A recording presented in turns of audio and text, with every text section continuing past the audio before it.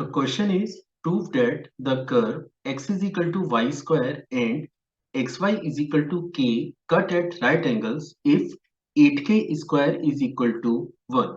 So let's see how we are going to solve the given problem. तो चलिए शुरू करते हैं। देखिए सबसे पहले मैं है ना क्वेश्चन के पार्ट को एक बार आपको एक्सप्लेन कर देता हूँ कि क्वेश्चन क्या है।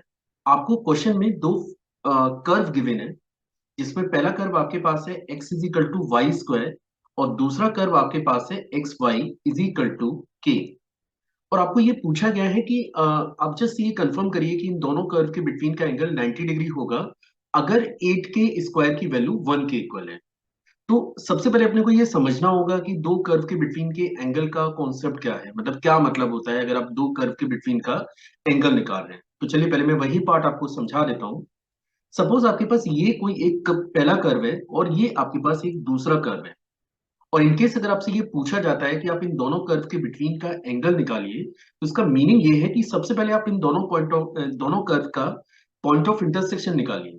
और जहां पे ये एक दूसरे को इंटरसेक्ट कर रहे हैं, जहां पे ये एक दूसरे को इंटरसेक्ट कर रहे हैं, इस लोकेशन पे आपको दोनों कर्व के ऊपर टेंजेंट बनाना होगा। तो ये मैंने पहला टेंजेंट बना दिया और ये मैंने दूसरा टेंजेंट बना दिया। और इनकेस अगर आप इन दोनों टेंजेंट के बिटवीन का एंगल निकाल लेते हैं, let which is of theta in this case, तो अगर आपसे ये पूछा जाए कि आप दोनों कर्व के बिटवीन का एंगल निकालिए, तो आपको इन दोनों के टेंजेंट्स के बिटवीन का एंगल निकालना है एट द लोकेशन जहां पे ये एक दूसरे को इंटरसेक्ट कर रहे हैं। और इस क्वेश्चन में हमें ये कंफर्म करना है कि ये एंगल 90 डिग्री होगा अगर 8 के स्क्वायर की वैल्यू 1 के इक्वल हो। तो चलिए अब थोड़ा सा फर्दर बात करते हैं।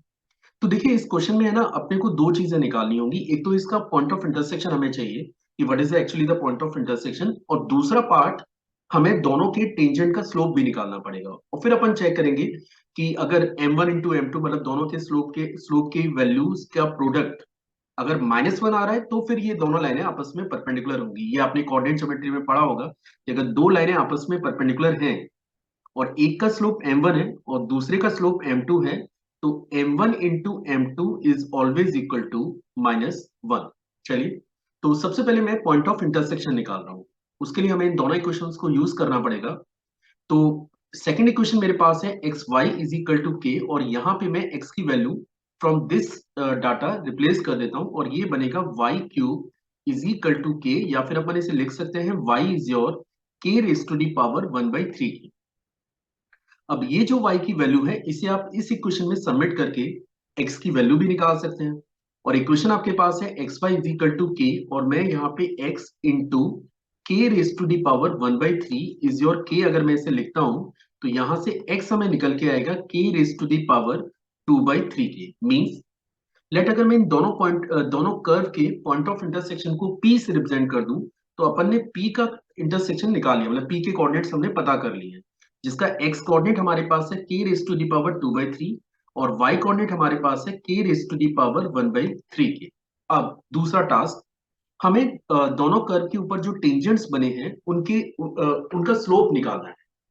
तो कैलकुलस में आपने पढ़ा है कि अगर आपके पास कोई भी एक कर्व है, लेट द फंक्शन इज और y is equal to F X, और फंक्शन के किसी भी random point, let the point is alpha comma beta, इस पॉइंट पे अगर आपको टेंजेंट का स्लोप निकालना है, तो टेंजेंट का स्लोप अगर मैं इसे अभी राइट नाउ m से रिप्रेजेंट कर दूं, तो m बराबर होता है dy over dx at the location alpha comma beta. ठीक है, तो आप देख सकते हैं कि ऑलरेडी मैंने इंटरसेक्शन पॉइंट तो निकाल ही लिया है जहां पे ये दोनों कर्व एक दूसरे को मीट करें। अभी हमारा दूसरा टास्क है स्लोप फाइंड आउट करना। तो सबसे पहले फर्स्ट फंक्शन को नोट कर लेते हैं। पहला फंक्शन है x is equal to Y square, और डीवाई डी एक्स अगर आपको निकालना है तो ऑब्वियस है आपको बोथ साइड डिफरेंशिएट करना होगा। और जब आप इसे डिफरेंशिएट करेंगे तो लेफ्ट साइड में 1 बनेगा और राइट साइड में आपको मिलेगा 2y D Y over D X के। या फिर आप इसे लिख सकते हैं dy over dx and this is equal to 1/2y। Let this is the equation number A. ये पहला फंक्शन था जिसको मैंने डिफरेंशिएट कर लिया है। और दूसरा फंक्शन हमारे पास है X Y is equal to K. अगर मैं इसको डिफरेंशिएट करूं तो यहाँ पे आपको प्रोडक्ट रूल अप्लाई करना होगा। तो एक्स वाई का derivative D Y over D X, Y S H X का डेरिवेटिव 1, और ये कांस्टेंट है तो इसको आप 0 से रिप्लेस कर सकते हैं। और यहाँ पे अगर आप चेक करें तो डी वाई डी एक्स की वैल्यू यहाँ से निकल के आती है -k वाई अपॉन एक्स के। अब जैसा कि मैंने आपको स्टार्टिंग में बताया था कि अगर ये दोनों जैसे मैंने दोनों के टेंजेंट का स्लोप तो निकाल ही लिया है, और अगर मैं ये प्रूव कर दूं कि इन दोनों का जो प्रोडक्ट है वो -1 के इक्वल है, तब अपन ये बोल सकते हैं कि दोनों कर्व के बिटवीन का एंगल 90 डिग्री होगा। तो लेट ये आपके पास फर्स्ट स्लोप है विच इज m1 1/2y, और दूसरा स्लोप हमारे पास है -k y/x के। Now what we are going to do, हम m1 इंटू m2 का प्रोडक्ट की वैल्यू निकालने जा रहे हैं।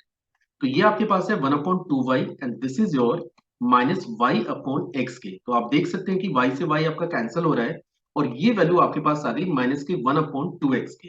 अब आपको याद होगा कि मैंने कहा था कि ये जो स्लोप आपको चाहिए, ये वहां चाहिए जहां पे एक दूसरे को इंटरसेक्ट कर रहे हैं। ठीक है, अब इंटरसेक्ट कहां पे कर रहे हैं वो कोऑर्डिनेट हमने पहले से ही निकाले थे। This is k raise to the power 2/3 comma k raise to the power 1/3। तो यहाँ पे आप देख सकते हैं कि जो x कोऑर्डिनेट है वो आपके पास है k raise to the power 2/3 के। तो इसको अपन यहाँ पे सबमिट करें तो ये बनेगा -1/2 और k raise to the power 2/3 के। अब एक और टास्क है, we need the value of k, और k की वैल्यू निकालने के लिए हमें इस इक्वेशन को यूज करना पड़ेगा। आप चेक करिए ये जो इक्वेशन है विच इज और 8k square is equal to 1। तो 8k स्क्वायर अगर आपका 1 के इक्वल है तो k स्क्वायर की वैल्यू आपको मिलती है 1/8k, और यहां से k की दो वैल्यूज आपको मिल रही है विच इज प्लस माइनस 1/2√2। और ये k की वैल्यू अगर मैं यहाँ पे सबमिट करूं, डजंट मैटर आप प्लस सबमिट करें या माइनस सबमिट करें, दोनों ही केस में ये बनता है -1/2, और इसको आप लिख सकते हैं plus minus 1/2√2 and total raise to the power 2/3 के। अब अगर आप रफली इसको सॉल्व करते हैं, प्लस माइनस 1/2√2 और टोटल की पावर 2/3, इसको अगर आप रफली सॉल्व करें तो ये हर एक केस में आपको 1/2 ही जनरेट करके देगा।